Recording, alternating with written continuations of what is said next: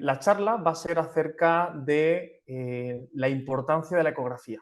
Ya habéis visto todos entre redes sociales, compañeros, que el ecógrafo es una herramienta que cada vez está siendo más indispensable y que cada vez más gente se está uniendo. Pero muchos de vosotros también os estaréis preguntando si realmente es importante la ecografía o no. Entonces, esta charla va a ir un poco encaminada a eso. Vamos a intentar ver cuáles son es decir, qué ventajas nos da un ecógrafo en la consulta, en qué nos beneficia, qué cosas hacemos bien, qué cosas hacemos mal.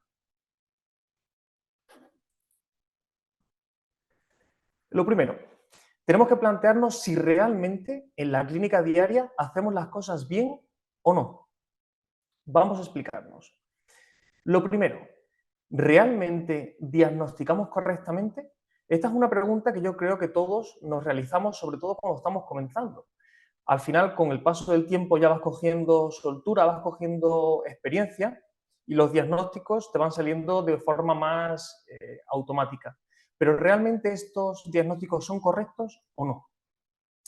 Vamos a fijarnos en este artículo que fue publicado en la revista Foot and Ankle Surgery y que cogieron a una muestra de unos 98 pacientes que se les había hecho una exploración podológica en pacientes que tenían dolores de pie y tobillo y se les había pautado un diagnóstico y un tratamiento. Es decir, ves al paciente, dices que el paciente tiene una lesión, por ejemplo, una disfunción del tibial posterior y que de tratamiento le vamos a poner una plantilla y una infiltración. ¿Y qué se hizo posteriormente? Se les volvió a ver a todos estos pacientes con un ecógrafo. Y fijaros qué cosa más importante, porque una de las cosas que nos está diciendo el estudio es que una vez que se ha visto a los pacientes, en el 64% de los casos se cambiaba el diagnóstico o el tratamiento. Es decir, más de la mitad de las veces nos estamos encontrando que diagnosticamos o pautamos un tratamiento erróneo. Fijaros la importancia que tiene esto. Y a muchos os va a sonar imposible, pero vamos a verlo con un ejemplo práctico. Estábamos hablando de una disfunción del tibial posterior, ¿vale? Pero realmente esa disfunción, ¿qué le está ocurriendo al tendón? El tendón tiene una tendinopatía al uso, el tendón tiene una tenosinovitis con un proceso inflamatorio, el paciente tiene, aparte de esa tenosinovitis, a lo mejor una rotura intrasustancia, a lo mejor aparte de la rotura intrasustancia tiene también un proceso de Doppler activo, es decir, con ese típico proceso inflamatorio activo, pues todo eso cambia radicalmente. Es decir, a lo mejor a un paciente que tiene una tenosinovitis per se, le pautas una infiltración de corticoides y es un tratamiento idóneo. Pero sin embargo, si ese mismo paciente, además de tener esa tenosinovitis, ya presenta roturas intrasustancia y una tendinopatía avanzada, ya nos estamos encontrando que el tratamiento no es que no sea el adecuado, sino que está contraindicado. Entonces, fijaros aquí ya la importancia de el tener un ecógrafo o una prueba de imagen en nuestra consulta. Siempre decimos lo de prueba de imagen porque realmente la resonancia también te daría una ayuda. ¿Cuál es el problema de la resonancia? La accesibilidad. Que esto es la gran ventaja que te das cuenta cuando tienes un ecógrafo, porque seguramente a todos os haya pasado que un día le mandáis a un paciente una resonancia, el paciente te viene con el resultado y en el resultado pone que en la conclusión no hay nada. Claro, ¿qué haces? ¿Le vuelves a mandar otra resonancia para hacer diagnóstico diferencial de otra patología? No puedes. No le vas a hacer gastarse al paciente dinero constantemente. Entonces, la ecografía, una de las cosas que te permite es estar haciendo un retest constante. Es decir, el paciente tienes una sospecha diagnóstica, le haces la prueba de la ecografía y dices, ostras, pues no tenía esto. Voy a seguir pensando, oye, pues a lo mejor tiene esta otra cosa. Y lo chequeas. Y todo en el mismo momento. Aparte de que te da otras ventajas que no te da la resonancia, como es el tema del intervencionismo ecoguiado. Vale, ya sabemos que diagnosticamos no todo lo bien que se debería y que el ecógrafo en ese caso nos ayuda. Pero, ¿qué es mejor pinchar? ¿A ciegas o con el ecógrafo? Obviamente, cuando te pones a pensarlo, es obvio, ¿no? No vale igual meter una infiltración en un punto totalmente aleatorio a ponerlo realmente en la estructura que quieres. Pero, ¿qué nos dicen las publicaciones? Aquí tenéis un artículo de la revista JAMA. Aquí tenéis un artículo de la revista JAMA en una comparativa de si es mejor pinchar a ciegas o no en los pacientes con fascitis plantar. Hay un montón de patologías, pero obviamente nos dice que se obtienen mejores beneficios en la reducción del dolor y en la funcionalidad del paciente cuando lo haces con el ecógrafo. Aunque eso es algo que, si lo piensas realmente, es obvio. Más cosas. ¿Qué tal se nos da la anatomía palpatoria? Es decir, ¿realmente palpamos las estructuras que realmente pensamos? Aquí tenéis, por ejemplo, otro estudio en el que cogen a diferentes pacientes y lo evalúan posgraduados de 2, 3 y 4 años de experiencia. Y una de las cosas que se ve es la siguiente. Vamos a ir viendo. Una vez que le permiten identificar las estructuras, les van diciendo, chequéame esta estructura, esta estructura, esta estructura. Y luego se ve si realmente a nivel de anatomía palpatoria lo localizaban bien o no. Vale, un aspecto positivo. Nadie fallaba a la hora de palpar el tendón de Aquiles. ¿Vale? Bueno. Pero, por ejemplo, si os fijáis, en el seno del tarso solo se acertaba en el 43% de los casos. En la articulación calcáneo-cuboidea, en el 6,3%. En el tendón del tibial posterior, que parece fácil de palpar, pero realmente muchas veces palpamos el flexor común de los dedos, en el 25% de los casos. El subtentáculum tali en el 12,5%. Los tendones peroneos en el 43%. La bursa retrocalcánea en el 37%. O la fascia plantar en el 37% de los casos, fijaros. Es decir, si realmente ni siquiera palpamos bien, ¿cómo vamos a ser capaces de infiltrar a ciegas? Lo que pasa es que, bueno, la naturaleza sabia y aún así los pacientes mejor. Más cosas. ¿Realmente anestesiamos todo lo bien que deberíamos?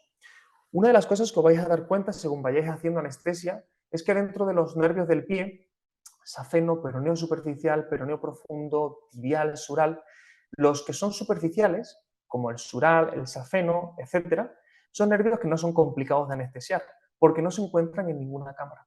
Sin embargo, el nervio tibial es uno de los más complicados y los que tiende a dar más fallos. Y no es una cosa que digamos nosotros, sino que esto también es algo que se ha planteado en la literatura científica y se ha estudiado. Aquí, por ejemplo, tenéis un artículo en el que se ha realizado anestesias de forma ecoguiada y anestesias a ciegas sobre el nervio tibial. Y se ha visto que mediante ecografía no se falla, obviamente, en una persona que tiene experiencia con el ecógrafo, mientras que cuando lo haces a ciegas, solo se acierta en un 40% de los casos. Es decir, la mitad de las veces tiendes a fallar la anestesia. Y ese es el por qué muchas veces se dice que el paciente no coge la anestesia. No es que no lo coja, es que realmente no lo estamos dejando en el sitio donde se debe. Que por eso, por ejemplo, aquí en esta imagen estáis viendo con azul de metileno todo el nervio tibial tintado, mientras que aquí se ha ido a un compartimento profundo, que suele ser lo más habitual, en el compartimento del flexor del halus. Pero claro, una vez que se te dicen esto, dices, no me lo creo, ¿no? ¿Por qué? Realmente, ¿por qué ocurre esto? ¿Por qué es más difícil de anestesiar? Vamos a verlo porque todo esto tiene una explicación anatómica. Fijaros en lo que sería en un corte transversal del tobillo, a nivel de los maleolos, a nivel intermaleolar. Si os fijáis en esta imagen del Sarrafian, una de las cosas que se ve es, aquí tenemos el compartimento anterior, el lateral, posterior superficial y posterior profundo. Este es el que nos interesa. El compartimento posterior profundo es donde se va a encontrar el tibial posterior, el flexor común de los dedos, el del dedo gordo y el paquete vasculonervioso del tibial. Pero, ¿qué ocurre si vamos inmediatamente a nivel retromaleolar? Que este compartimento se subdivide. Como podéis ver en esta imagen de aquí, esto que vemos aquí es el retináculo de los flexores. Y se nos crean 1, 2, 3 y 4 compartimentos. Claro, ya teniendo esos 4 compartimentos, ya te surge la primera pregunta, ¿vale? ¿Y cuál es el compartimento donde tengo que meter el anestésico? Si lo vemos A nivel de anestesia, a nivel de una resonancia, lo que vais a ver es que aquí iría el tibial posterior, como veis aquí en la imagen, flexor común de los dedos, flexor del halus, que es la zona más grande, y en esta zona de aquí es donde nos encontraríamos el compartimento para el paquete vasculonervioso del nervio tibial. Es decir, el líquido, si no entra aquí, no se anestesia. Ahí es donde lo tendríamos. Y claro, pues decís, bueno, pues a lo mejor puedes pensar que es fácil entrar ahí, pero claro, eso no está vacío. En el cuerpo no hay estructuras que estén vacías, solo hay espacios anatómicos. Es decir, es como una malla pegada a la piel. Son cosas que se pueden separar, pero realmente todo está relleno. Vamos a verlo más detenidamente, porque claro, dentro de todo esto que sería el compartimento donde tenemos que meter la anestesia, esto es la arteria. Esto es una vena, esto es otra vena, esto es otra vena y todo esto de aquí es el nervio. Claro, vístolo así, todo está relleno, ahora dices, claro, no es tan fácil entrar. Y es muy fácil que cuando entres pinches un vaso, pinches el nervio, etcétera, etcétera.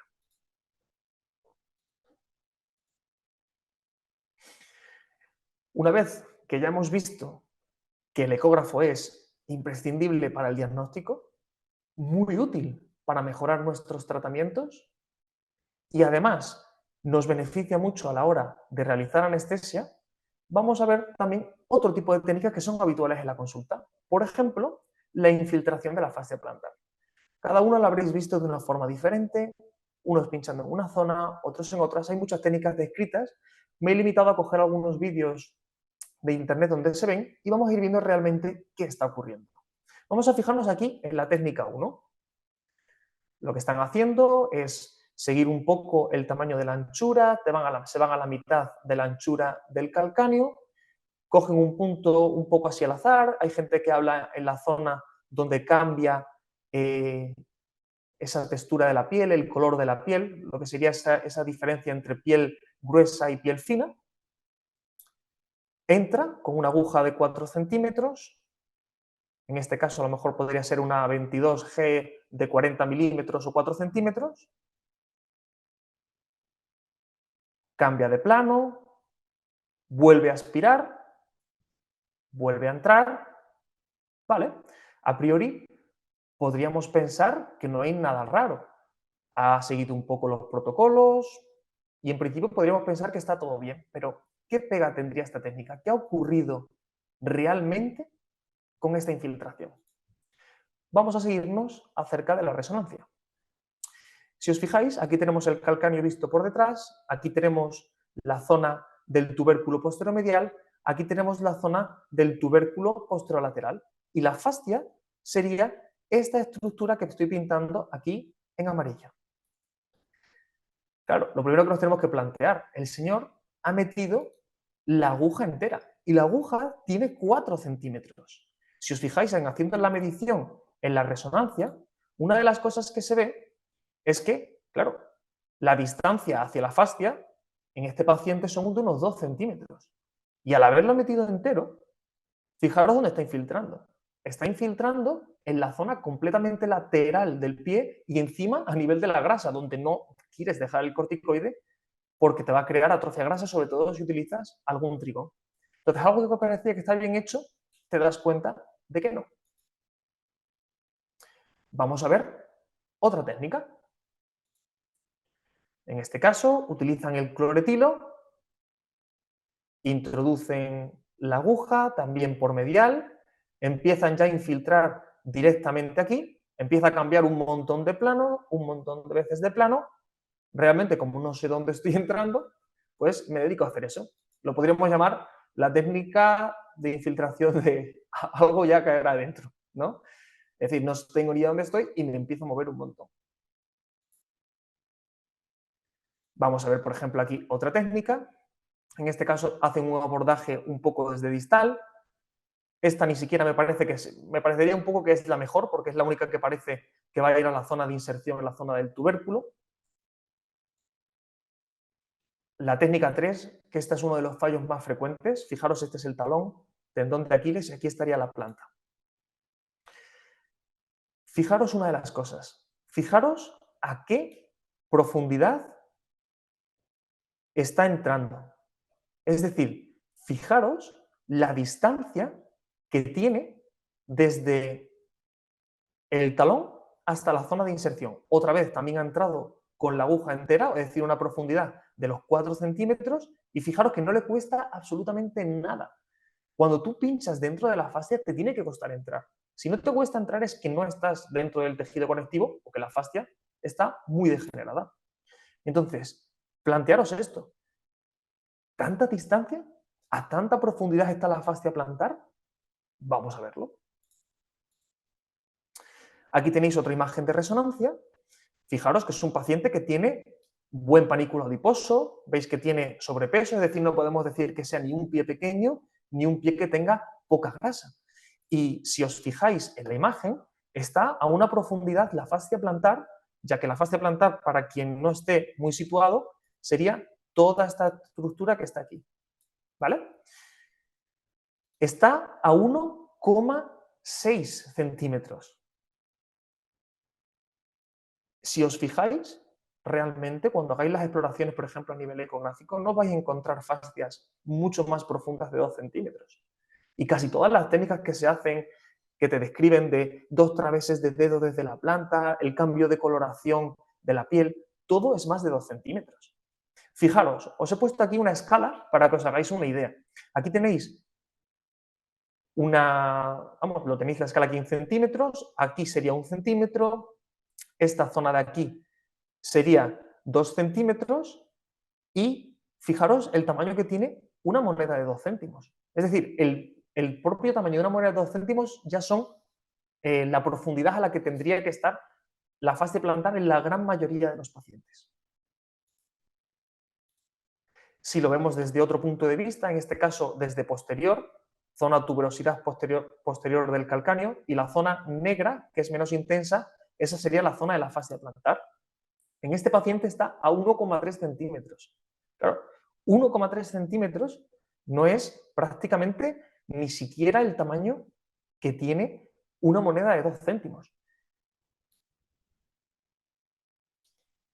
Claro, después de esto te planteas, ¿dónde estaba metiendo el corticoide? ¿Dónde está metiendo esa infiltración cuando ha entrado prácticamente a 3 centímetros y pico de profundidad desde la zona de referencia del talón? ¿Y por qué realmente esto es muy fácil de darse cuenta en ecografía? Porque mirad, aquí tenéis algunos casos, por ejemplo, de fasciopatías. Siempre el ecógrafo te marca una línea centimétrica. En este caso, todo esto es de la fascia plantar y fijaros a qué profundidad está, 1,5 centímetros. Es decir, ni siquiera el tamaño de una moneda de 2 céntimos. En este paciente, aquí tenemos la fascia, la zona del tubérculo del calcáneo, esta zonita de aquí es un pequeño espolón, en este paciente a 1 centímetro. También recordar que esto sería a lo mejor 1,3 centímetros. ¿Por qué? Porque yo al poner la sonda, aunque no quiera yo apretar mucho, siempre comprimo un poco.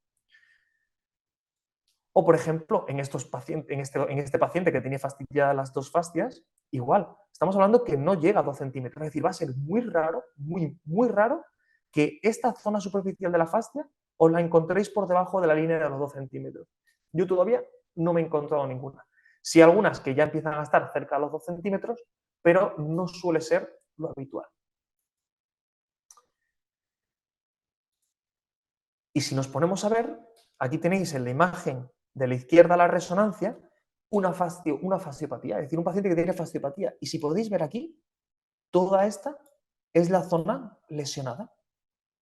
Claro, para saber si es fácil o no infiltrar, lo primero que tenemos que pensar es cuál es el área de la infiltración, ¿no? Es decir, ¿es un tamaño grande o no en el cual se me va a facilitar que yo introduzca la aguja? Vamos a verlo. Aquí estáis viendo que tiene una altura de unos 6,5 milímetros y una longitud de 1,5 centímetros. ¿En qué se traduciría esto aquí en la imagen? Pues la longitud de 1,5 centímetros, fijaros lo que sería, todo esto, esta escala, Y los 6,5 milímetros de altura sería esto, que si lo traspasamos aquí y creamos el área, fijaros, realmente ahí es donde tiene que entrar. Es muy fácil salirse fuera. Claro, todas estas cosas cuando se evalúan realmente y se visualizan, es más fácil entender que no estamos infiltrando bien cuando lo hacemos a ciegas. Y si lo vemos desde el otro eje, igual, aquí lo estaríamos viendo, zona del abductor. ¿Lo veis? Zona del cuadrado plantar, zona del flexor. Y toda esta zona anecoica es la fascia. Aquí podéis ver también el tamaño que tendría de ancho, las referencias. ¿Y habéis visto a qué profundidad ha pinchado? Es decir, ha pinchado una profundidad desde aquí. ¿Todo eso creéis que no ha atravesado desde aquí y ha atravesado todas estas estructuras que están por aquí y pasan por aquí? Claro que sí. ¿Y qué son esas estructuras que están ahí? Paquetes vasculonerviosos. Yo ya me he encontrado casos de pacientes a los que le realizan la fasciotomía muy craneal y crean denervaciones y lesiones nerviosas. Entonces, es algo que tenemos que tener en cuenta. Entonces, ya tenemos una idea más de por qué es útil el ecógrafo, pero ¿para qué otras cosas más nos puede resultar de utilidad? Pues una de las cosas es que los ecógrafos vienen incorporados con lo que se conoce ecodoppler. Es decir, es el típico Doppler que tenemos en consulta de toda la vida, pero es una imagen fusionada con la ecografía. ¿Qué ventaja tiene esto? Todo el mundo habrá tenido ese momento en el que no es capaz de encontrar el pulso o no es capaz de encontrar, por ejemplo, el pulso de la arteria pedia o de la tibial. ¿Y el ecógrafo cómo te lo facilita? Muy sencillo. En la imagen de la ecografía estáis viendo la zona anecoica que sería la arteria. Le podéis poner el modo de Doppler color y te marca el flujo. Utilizáis lo que sería el Doppler pulsado y la imagen que os da es la que vamos a tener aquí abajo. ¿Qué es lo que estamos viendo? ¿Qué información nos da? Pues a ver, lo primero, nos está diciendo qué tipo de onda es. Aquí vais viendo que tiene un pico hacia arriba, monofásica, un pico hacia abajo, bifásica, y otro piquito hacia arriba, trifásica. Ya sabemos que este flujo es trifásico. Ya vemos que no es patológico. Si fuera bifásico o monofásico sería patológico. Pero, ¿qué más información nos está dando? También nos está diciendo la velocidad del flujo. Fijaros, si os vais a la escala, pum, pum, pum, pum, estamos hablando que esta arteria tibial está conduciendo a una velocidad de unos 30 centímetros por segundo. Para que os hagáis una idea, 20, 25, 30, de ahí todo para arriba, suele ser, es decir, las arterias de distribución pequeñas, musculares, como puede ser una arteria tibial, suele conducir tranquilamente a una velocidad de 20, 25 centímetros por segundo, 30, y si es más, pues mejor. Pero claro, si es menos o hay una diferencia con respecto al contralateral, ya te está dando una indicación de oclusión. Eso lo podéis utilizar para vuestros pacientes diabéticos en las valoraciones.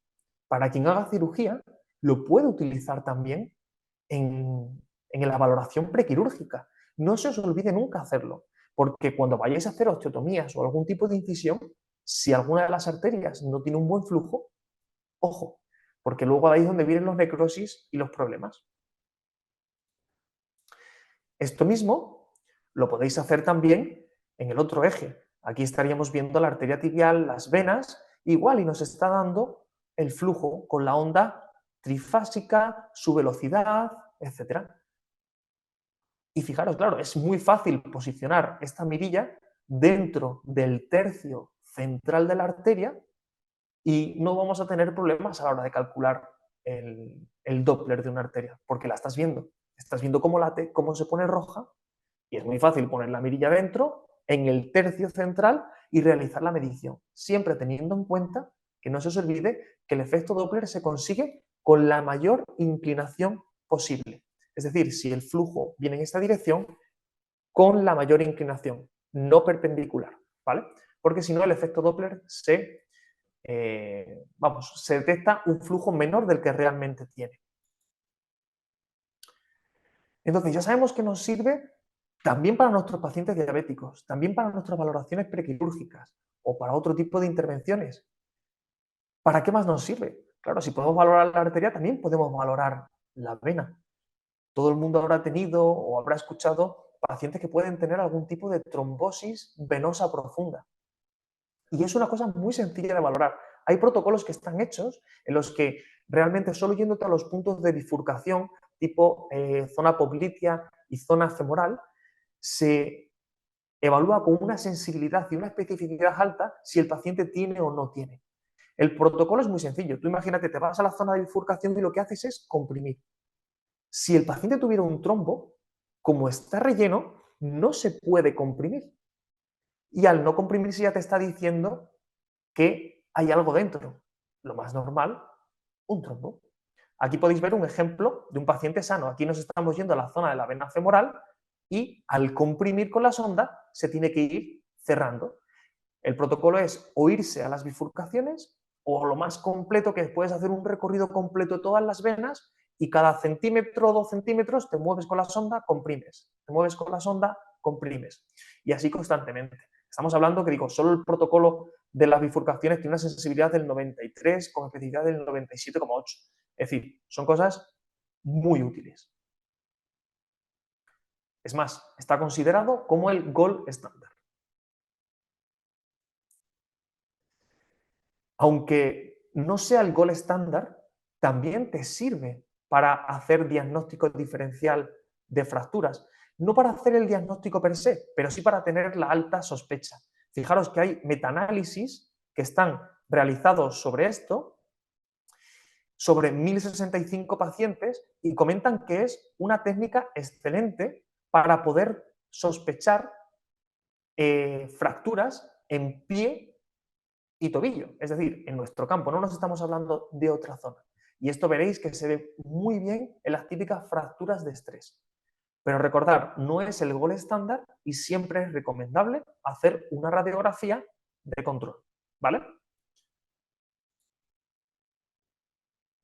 También es muy útil para los esguinces de tobillo, pero no es que sea muy útil, es que es una de las técnicas gold estándar también para la valoración de los ligamentos, porque te permite valoraciones dinámicas, cosa que en la resonancia no es que no te lo permita, pero es más difícil que te lo haga.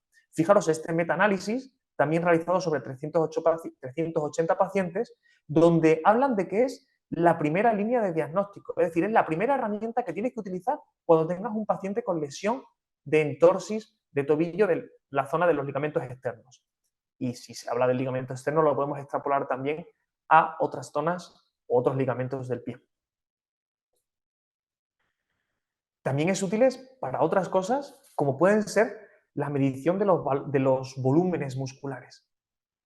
¿Quién no ha tenido un paciente que tiene problemas de espalda? ¿Quién no ha tenido un paciente con algún tipo de lesión nerviosa o neuropatía? Y el simple hecho de saber si el paciente tiene un menor volumen en una pierna que en otra o un volumen fuera de lo normal, ya te está diciendo que ese músculo se está atrofiando. Incluso muchas veces se ve una ecotextura de grasa dentro del músculo. Esto, aquí como veis en el estudio, está correlacionado y tiene una buena correlación con la resonancia magnética. Es decir, lo mismo que mides con la resonancia magnética, lo mides con la eco sin fallo. Te permite también para saber si el paciente hace los ejercicios, no los hace, si mejora, si no mejora, si tiene un buen foot core.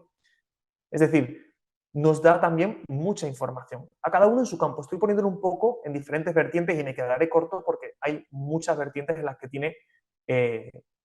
tiene uso. Y una vez que hemos visto esto, os he preparado también algunos pequeños casos clínicos que me he ido encontrando también en consulta para que veáis también la importancia y para que lo veáis de una forma práctica. Por ejemplo, si yo os preguntara, ¿qué estáis viendo en la imagen? ¿No? Para poneros un poco en contexto, lo que estáis viendo es un hallux en el eje largo y tenéis puesta la sonda en el eje largo del dedo. ¿Qué es lo que estamos viendo? Todo esto que estamos viendo aquí es la falange distal y todo esto de aquí es la falange proximal. Esta zonita de aquí es la lámina ungueal con sus 3 láminas. ¿Veis que es blanco, negro, blanco? Pues ahí te estamos viendo las 3 láminas de la uña y toda esta zona de aquí, la zona del lecho. Fijaros que incluso podríamos ver si el paciente tiene una exóstosis ungueal, si el paciente tiene una distrofia del lecho, y diréis, ¿y a mí qué me importa que tenga una distrofia o no? Pues muy importante. Todo el mundo habrá tenido el típico paciente que le pregunta, ¿y la uña cuando me salga me va a salir bien o me va a seguir saliendo tan fea como la tengo ahora después de un traumatismo? Pues si ya os encontráis que el lecho está distrófico, ya la uña no va a crecer como estaba antes, ya le podéis dar un pequeño pronóstico. Y en esta zona de aquí estamos viendo el tendón extensor de la luz. ¿Pero veis algo raro o no? Vamos a ver. Si yo os pongo ahora la imagen comparativa, en la izquierda tenemos el tendón sano, veis la falange y la otra falange, el lecho y la lámina. Y ahora nos vamos al patológico. ¿Veis el tendón? Por lo pronto, fijaros lo engrosado que está el tendón. ¿Alguna vez habéis sospechado de una entesopatía del extensor alucis longus en el dedo? Es decir, yo creo que es algo que ni siquiera os lo vais a encontrar descrito en la bibliografía. Y aquí lo estáis viendo perfectamente que está lesionado.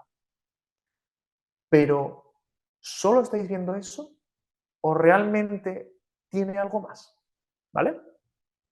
Os dejo aquí un poquito la imagen. Hueso y hueso. ¿No lo veis? Vamos a ver. ¿Y si os pongo esto? Fijaros en la imagen de la derecha. ¿Veis cómo la falange distal está subluxada parcialmente? Eso es lo mismo que estábamos viendo ya en la ecografía. Nos hemos estado encontrando todo el rato la falange distal en un nivel más superficial o más dorsal, como lo queráis ver, anatómicamente o ecográficamente hablando, con respecto al otro. ¿Pensáis que esta paciente no se había hecho radiografías antes?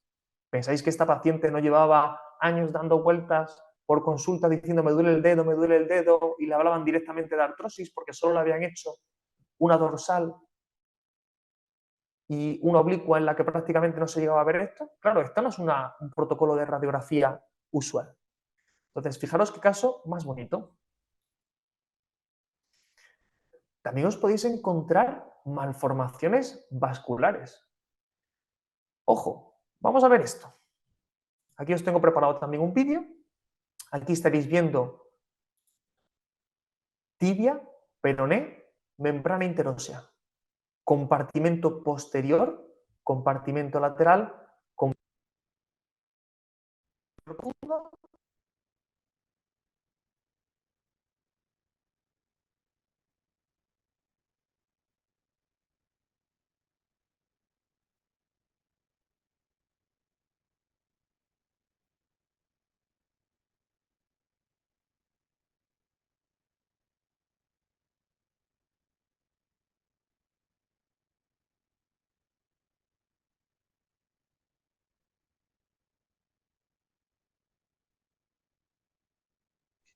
Alejandro, ¿me escuchas? No. Vale, se ve que ha tenido una bajada de calidad de wifi o algo porque no nos está escuchando.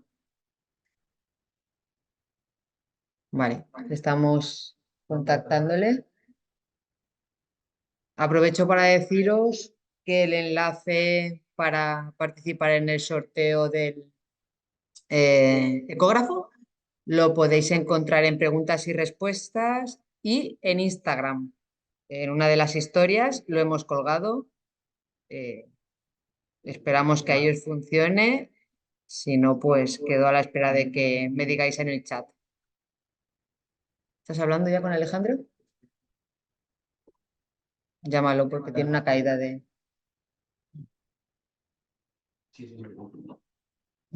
A ver. ¿Alejandro?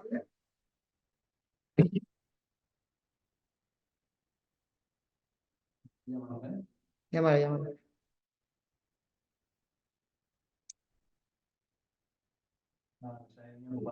Línea ocupada.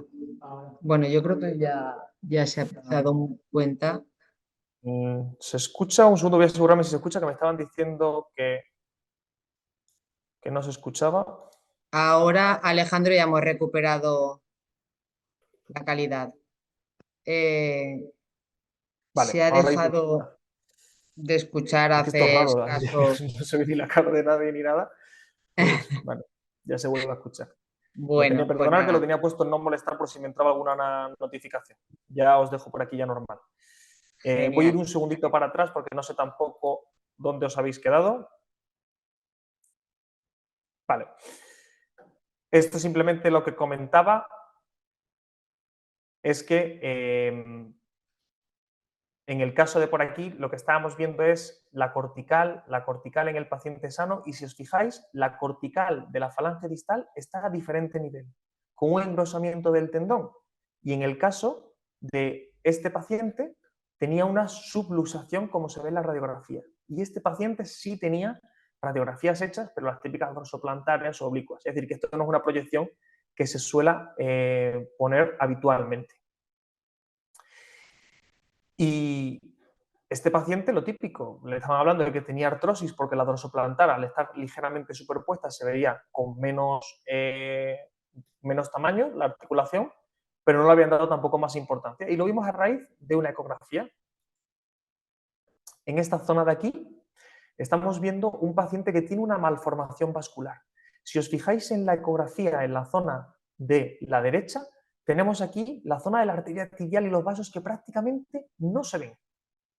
Y aquí tenemos abajo la zona de la arteria peronea. Fijaros el flujo que tiene la arteria tibial, que es un flujo ínfimo de unos 5 centímetros por segundo menos, mientras que la arteria peronea, que es una arteria más pequeña, de unos 20 y tantos centímetros por segundo. Aquí lo veis también en la parte de la resonancia, tibia, peroné, membrana interósea. Aquí nos estamos viendo la arteria peronea y en el compartimento posterior profundo la arteria tibial. Fijaros con la resonancia cómo se ve que no se ve tanta intensidad de señal, no se ve tan blanco como se ve la arteria peronea. Eso nos está indicando que la arteria tibial tiene menor flujo. Y es una de las cosas que estamos viendo aquí. Un paciente con una malformación congénita en la que tiene una hipoplasia de la arteria tibial. Si os fijáis, este paciente es de 2022. El paciente de antes, de 2023. Son dos pacientes diferentes y ya nos hemos encontrado esto en dos ocasiones, que es una cosa rara, pero, ojo, lo podéis ver.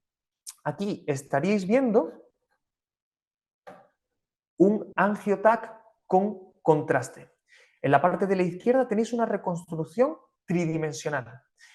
Aquí pierna derecha, aquí pierna izquierda. Si os fijáis, una de las cosas que estamos viendo es, aquí tenéis la poplitea, que se divide en tibial anterior, tibial, tibial posterior y arteria peronea.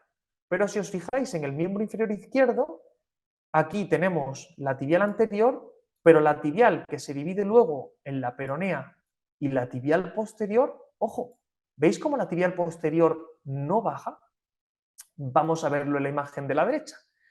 A este nivel nos estaríamos encontrando la aorta, en la zona de los riñones.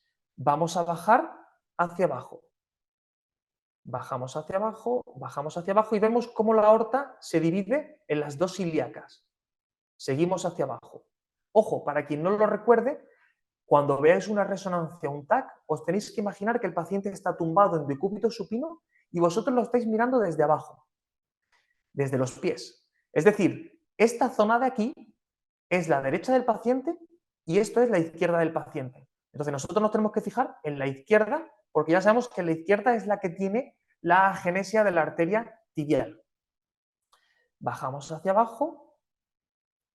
Aquí tenemos cómo se divide la arteria ilíaca en sus ilíacas internas y externas. Vamos a fijarnos en esta de aquí, arteria femoral, que la arteria femoral posteriormente se va a dividir en la femoral profunda y la femoral superficial.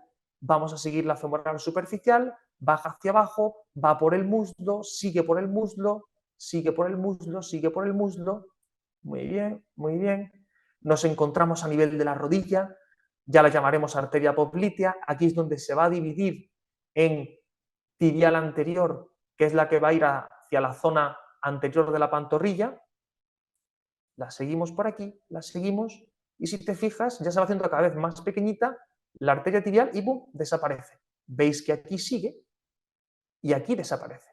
Es decir, fijaros qué bonito, en este caso nos hemos encontrado un paciente con otra genesia. El paciente nos venía derivado porque decían que tenía un síndrome del túnel tarsiano.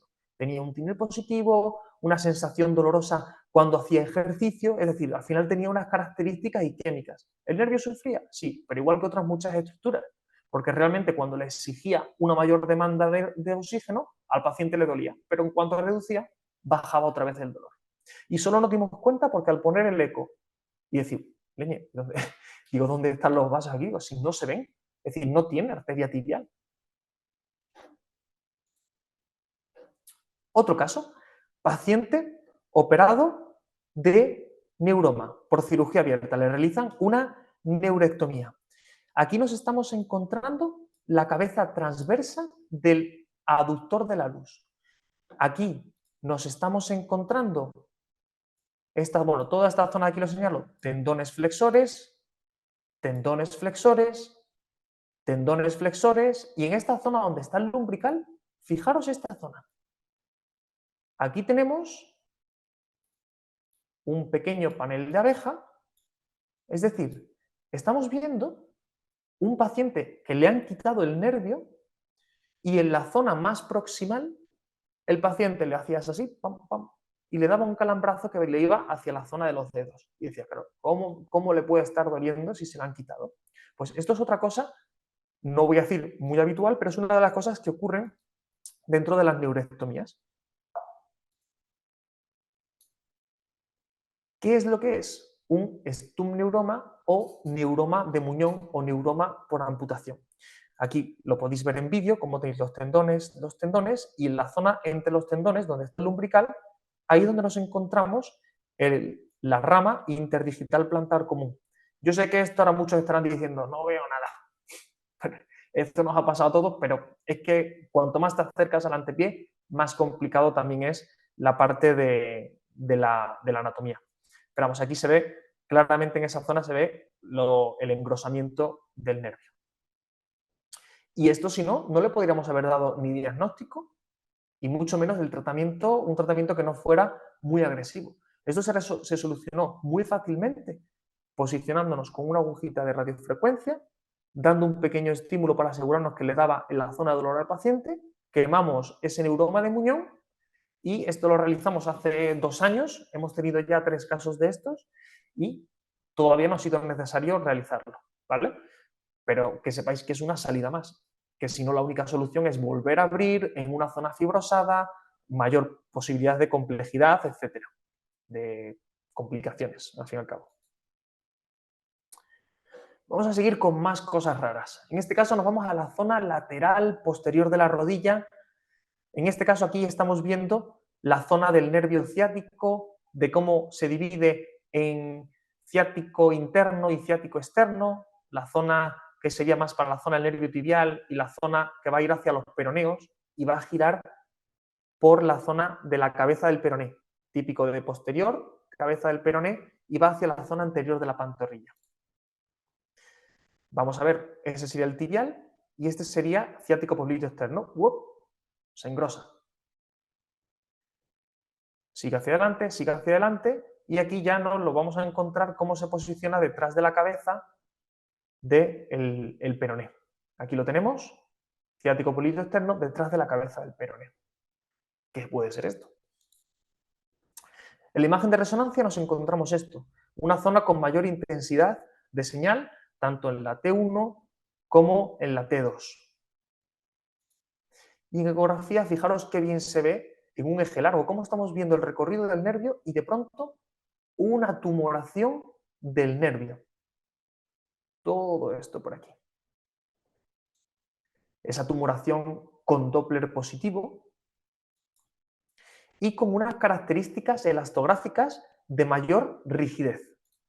En ese caso, estábamos ante un paciente que tenía un schwannoma del nervio peroneo, que está descrito en la bibliografía y tiene una cierta frecuencia o sea, es una de las zonas más frecuentes dentro de los nervios del pie.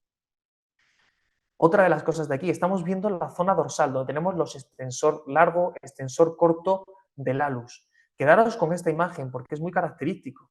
Aquí parece que este es el sano, este es el patológico, aquí se ve como un ligero engrosamiento del tendón, pero parece que no se ve mucha cosa. En el eje corto, aquí tenemos un tendón largo, tendón corto, aquí veis el tendón largo más gordito y el tendón corto también más gordito, más engrosado y más oscuro. ¿Qué es lo que estamos viendo en este caso? Aquí nos estamos encontrando una patología que se llama el sand toe o el dedo de arena, que es muy típico en los jugadores de vóley playa, por ejemplo, que se hacen una flexión plantar muy forzada. Aquí tenéis la zona del nervio tibial, tibial posterior. Fijaros aquí el retináculo. Y fijaros el retináculo aquí. Este paciente venía ya con resonancia hecha.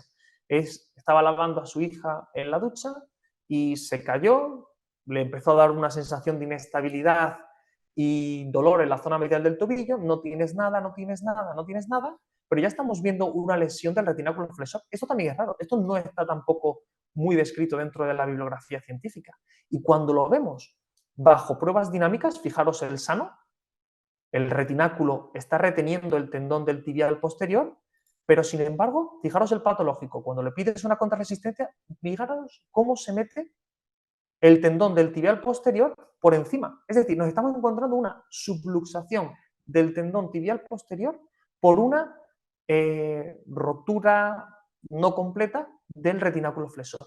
También muy raro. Esto sin ecografía no lo diagnosticamos. Aquí tenemos otra cosa, ver para creer, ¿no? ¿Qué nos estamos encontrando? Pues tenemos aquí en azul la referencia del calcáneo, eje largo del pie, aquí nos estamos encontrando la base de la falange proximal, la cabeza del metatarsiano, en amarillo, todo esto de aquí es la fascia plantar.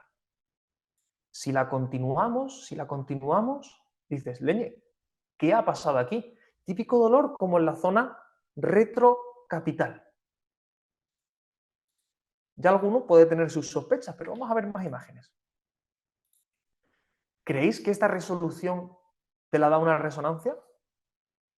Ni las resonancias de alto campo te van a permitir ver esto con tanto detalle. Fijaros este vídeo. Estamos viendo un pequeño muñoncito, otro pequeño muñón, zona de Doppler.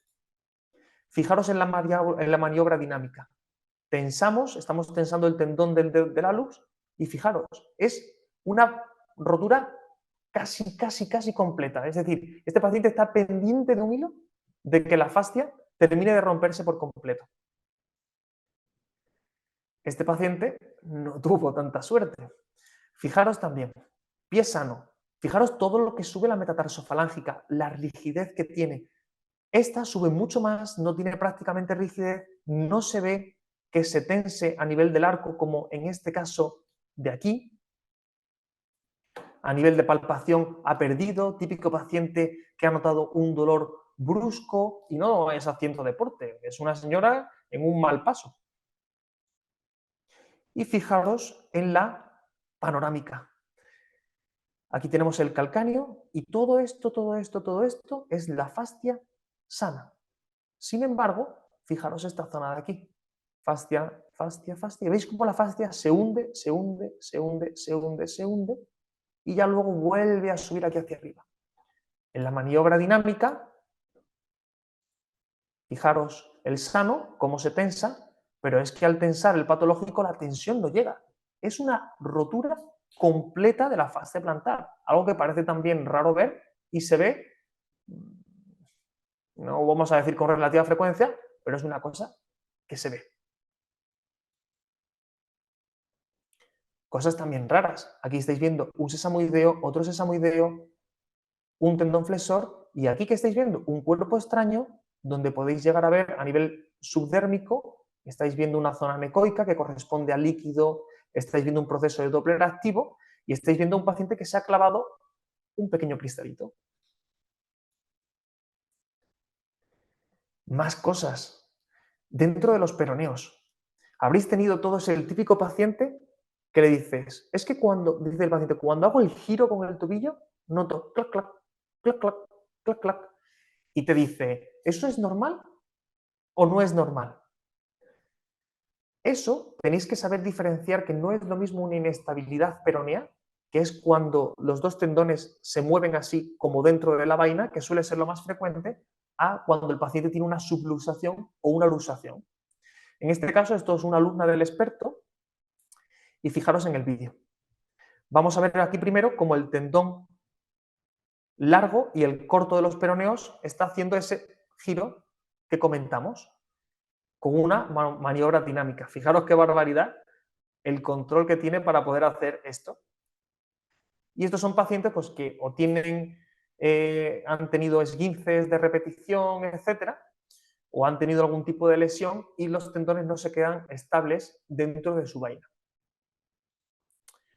que es algo diferente de cuando se subluxa. Todo esto de aquí que veis en la imagen es lo que se llama la clasificación de Oden, que hay diferentes subtipos dependiendo de si el retináculo solo se separa, no se rompe por completo, de si te encuentras que el fibrocartílago se rompe, si hay una rotura completa, y eso lo que nos marca es que el tendón se subluxe, que se sube encima, y que se luxe, es que se sale por completo.